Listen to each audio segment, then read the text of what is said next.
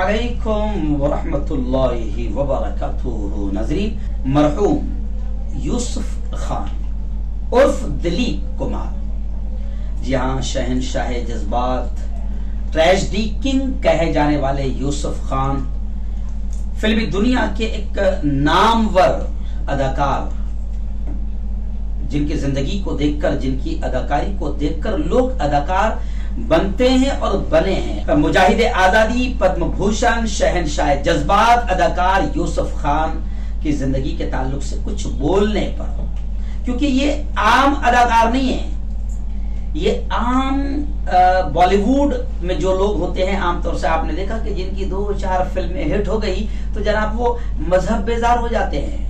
मजहब से उनको कोई ताल्लुक नहीं रहता। उनको, अगर वो मुसलमान हैं तो फिर उनको इस्लाम से कोई ताल्लुक नहीं रहता।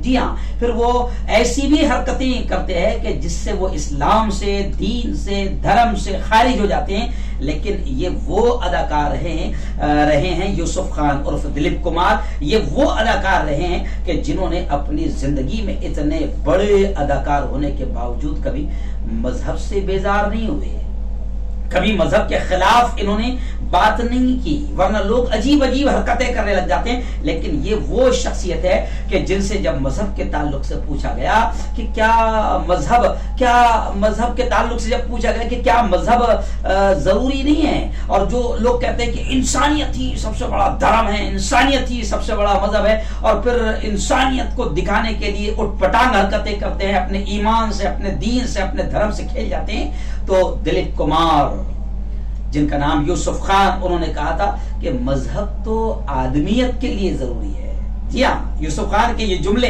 कि मजहब तो आदमियत के लिए जरूरी है, जब तक कि वो सच्चे पक्के अंदाज में मजहब पर अमल नहीं करेगा वो अच्छा इंसान नहीं हो सकता, वो अच्छा आदमी नहीं हो सकता। तो मजहब तो आदमियत के लिए जरूरी है। तो मजहब को मानने वाला ये अदाकार यूसुफ खान, जिनके बारे में गुज़िश्ता कल मैंने कहा कि जिनकी जिंदगी के आखिरी लम्हात ऐसे गुजरे हैं कि जिसमें उन्होंने उलमा से बड़ा गहरा ताल्लुक रखा, अल्लाह वालों से बड़ा गहरा ताल्लुक रखा। तो आज मैं मजबूर हो गया कि मैं एक ऐसे बॉलीवुड अदाकार की जिंदगी जब कल खत्म हुई है तो मैं इन पर जरूर बात करूं। आइए मैं आपको बता दूं कि दिलीप कुमार यूसुफ खान, जो करोड़ों दिलों पर राज करते थे, सिर्फ भारत ही नहीं पूरी दुनिया के दिलों पर राज करते थे। हमारे पड़ोसी मुल्क के वजीर आजम इमरान खान ने भी कहा कि दिलीप कुमार के इंतकाल पर, यूसुफ खान के इंतकाल पर पाकिस्तान में भी सफ़े मातम बिछ गई, और पाकिस्तान में भी बाकायदा इमरान खान समेत वहां के बड़े बड़े नेताओं ने भी गम का इजहार किया और खुलकर ये बात कही कि यूसुफ खान को पाकिस्तान में भी नस्ल दर नस्ल याद किया जाएगा। यानी एक एतबार से पाकिस्तान ने भी उनको पूरी तरीके से याद किया है।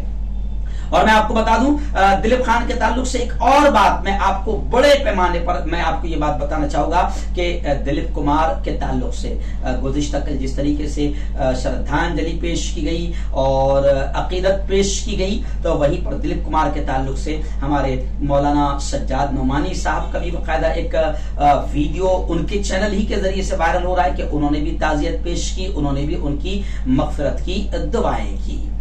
और जब वो मक्कतुल मुकर्रमा गए तो उन्हें दीन से बड़ा लगाव था, इस्लाम से बड़ा लगाव था। हासिल कहने का यह है कि वो औरों की तरह दीन बेजार, ईमान बेजार, धर्म बेजार और इस्लाम बेजार नहीं थे, बल्कि उन्होंने अपनी जिंदगी फिल्म में गुजारी। बॉलीवुड के वो अदाकार रहे, लेकिन वहां रहते हुए भी उन्होंने अपने आप को सेफ भी रखा और अपने मजहब पर अमल करते रहे। और आखिर उम्र में तो बाकायदा अल्लाह वालों से और उलमा से उनका गहरा रिश्ता रहा। बस हम इतना ही कहेंगे कि अल्लाह उनकी मग़फ़िरत फरमाए, अल्लाह उनको जन्नतुल फिरदौस में आला मकाम फरमाए। जो उन्होंने समाजी मिल्ली खिदमत अंजाम दी है, सेवा की है, खिदमत की, अल्लाह उसको शर्फ़ क़बूलियत से नवाजे। और जो कुछ भी